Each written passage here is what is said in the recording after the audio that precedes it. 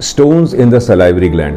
काफ़ी बार आपके salivary glands में पथरी जम सकती है और वो काफ़ी कॉम्प्लिकेशंस करती हैं और सिम्टम्स भी रेज करती हैं। आपके सलाइवरी ग्लैंड है जो सबसे बड़ा है पैरोटिड ग्लैंड जो आपकी चीक पे होता है। दूसरा है सब मैंडिबुलर ग्लैंड जो यहाँ पर बोन के नीचे और जॉ के नीचे होता है। सबलिंगुअल ग्लैंड है और सबसे बड़ा ग्लैंड है पैरोटिड ग्लैंड जो आपके चीक पे है। फिर है सब मैंडिबुलर ग्लैंड जो आपके एंगल ऑफ द जॉ के नीचे है।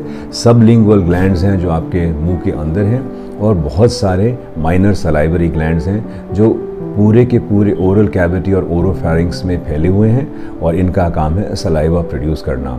सलाइवा आपकी बॉडी की बहुत ही एक ज़रूरी सिक्रीशन है। ये दिन रात सिक्रीट होती है।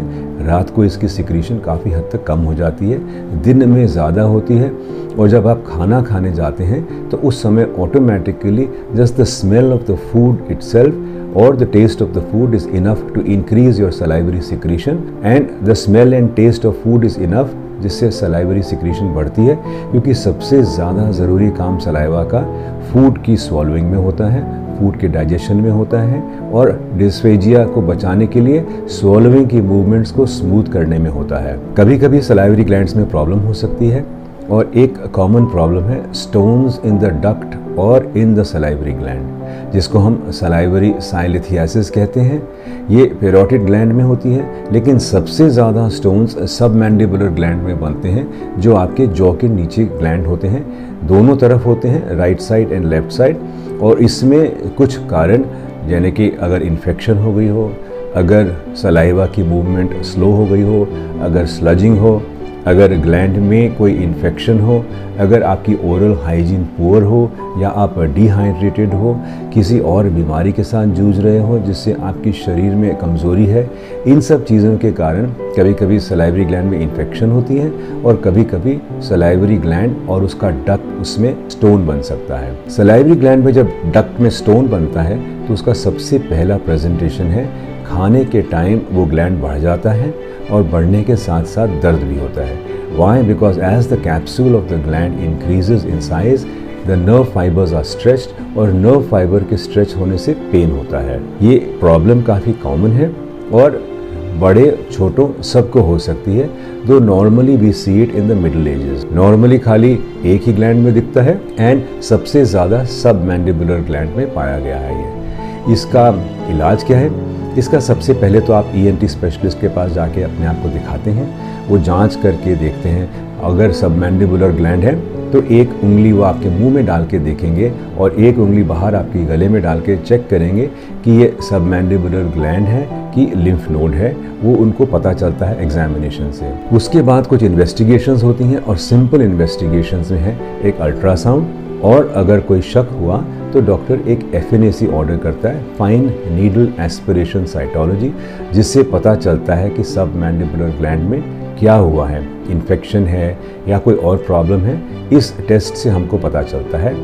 अल्ट्रासाउंड से हमको ग्लैंड का साइज़ और टेक्सचर पता चलता है और अगर कोई स्टोन है तो वो स्टोन भी डिटेक्ट होता है उसमें। सब मैंडिबुलर ग्लैंड और डक्ट में स्टोन की ट्रीटमेंट क्या है?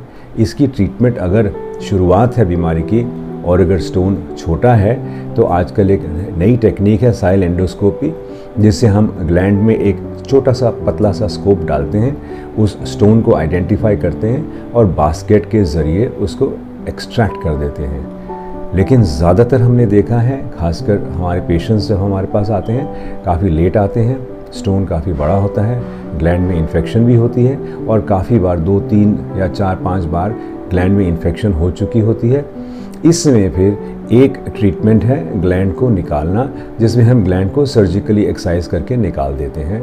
सब मैंडिबुलर ग्लैंड एक्सिशन जो नॉर्मली गर्दन में एक इंसिशन के ज़रिए जनरल एनेस्थीसिया में होती है।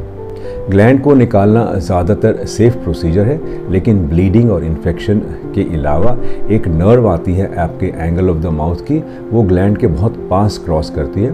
कभी कभी इस नर्व को टेम्पररी या परमानेंट नुकसान हो सकता है, जिससे आपके एंगल ऑफ द माउथ की मूवमेंट में फ़र्क पड़ सकता है। सो problems with the submandibular gland, with the parotid gland and formation of stone in the submandibular and parotid gland is a common problem। Submandibular में सबसे ज़्यादा होती है और अगर ये प्रॉब्लम आपको रिकरेंट हो रही है, आप परेशान हैं, ग्लैंड हमेशा बढ़ा रहता है, खाना खाने के टाइम आपको हमेशा दर्द होता है और ग्लैंड का साइज़ बढ़ जाता है, अगर आपको गले में सूजन होती है, सबमैंडिबुलर या पैरोटिड ग्लैंड में स्टोन है, आपने डॉक्टर को दिखाया और डॉक्टर ने कहा कि ये सबमैंडिबुलर ग्लैंड आपका परेशान कर रहा है, आपको बार बार इसमें सूजन आती है, खाना खाने के समय सूजन बढ़ जाती है, हमेशा इसमें दर्द रहता है और वो रेकमेंड करते हैं कि इसको निकाल देना चाहिए, तो आपको डॉक्टर की एडवाइस फॉलो करनी चाहिए। अपने ENT सर्जन से संपर्क करके पूछना चाहिए कि आपके लिए बेस्ट इलाज इसमें क्या है।